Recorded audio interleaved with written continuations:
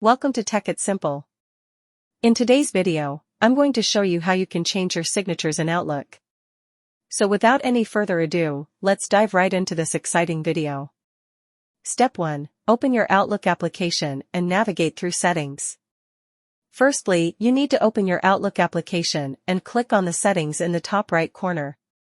After clicking on Settings, you can see the signature setting in your account. Step 2. Open the signature settings. Now, you just simply have to click into the signature setting here and click on Rename. After clicking on Rename, you can enter a new title for your new signature and just simply do the same with your signature into the box. After changing your signature, you just simply have to click on the Save button down here.